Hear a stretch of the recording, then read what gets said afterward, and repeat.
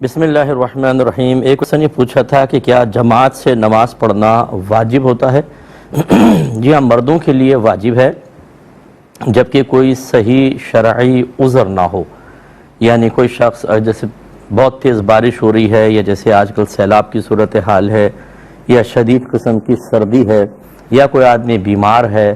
اور یا نابینا ہے اور کوئی ساتھ لے جانے والا نہیں ہے کہ وہ جا کے نماز پڑھ سکے۔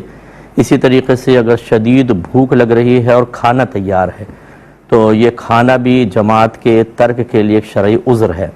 حتیٰ کہ اعلیٰ حضرت امام اہل سنت نے ارشاد فرمایا کہ اگر کوئی شخص گرم روٹی کھانے کا عادی ہے کیونکہ اس کے دانتوں سے آرام سے چب جاتی ہے، اور ٹھنڈی ہو جائے تو چبانا دشوار ہو جاتا ہے، اور روٹی تیار ہے تو وہ جماعت چھوڑ سکتا ہے، کیونکہ ٹھنڈی روٹی چبانے میں اس کو تکلیف ہوگی اور حرج اللہ تعالیٰ نے اٹھایا ہے، اس لیے اجازت دی کہ وہ جماعت کو ترک کر سکتا ہے۔ اس لیے میری گزارش ہے، کیونکہ اس میں بھی علماء کا اختلاف ہے، جو نبی کریم صلی اللہ علیہ وسلم نے ارشاد فرمایا کہ جو لوگ جماعت سے پیچھے رہ جاتے ہیں تو میرا دل چاہتا ہے کہ کسی اور کو امام بناؤں، اور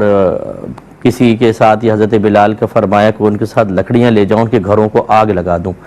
تو یہ بعضوں نے کہا کہ یہ منافقین کے ساتھ خاص ہے، کیونکہ رحمت کونین صلی اللہ علیہ وسلم کے دور میں کوئی صحابی پیچھے بلا عذر پیچھے رہ جانے کا تصور نہیں کر سکتا تھا،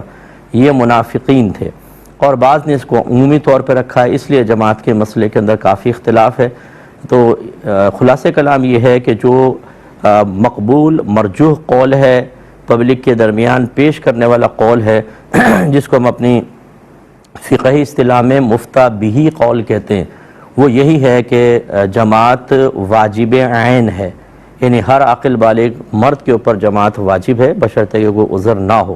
لیکن چونکہ اس میں کافی اختلاف ہے، اس لیے کسی صحیح عذر کی بنا پہ چھوڑ بھی سکتے ہیں۔ اس لیے میں آپ سے بس یہ گزارش یہ کر رہا ہوں، اتنی تفصیل کیوں بیان کی، کہ اگر کوئی آپ کو جماعت ترک کرتا نظر آئے تو اس سے بدگمانی فوری طور پہ نہ کر لیں، جب تک کہ آپ کو یہ معلوم نہ ہو جائے کہ اس کے پاس ترک جماعت کا کیا عذر ہے۔ اور خصوصاً اگر کوئی عالم دین ایسے ہیں تو پھر تو بالکل آپ نہ کریں، کہ اگر وہ کوئی بعض اوقات اگر جماعت ترک بھی کرتے ہیں، ہو سکتا ہے کوئی صحیح شرعی عذر ہو، حسن ظن قائم رکھیں۔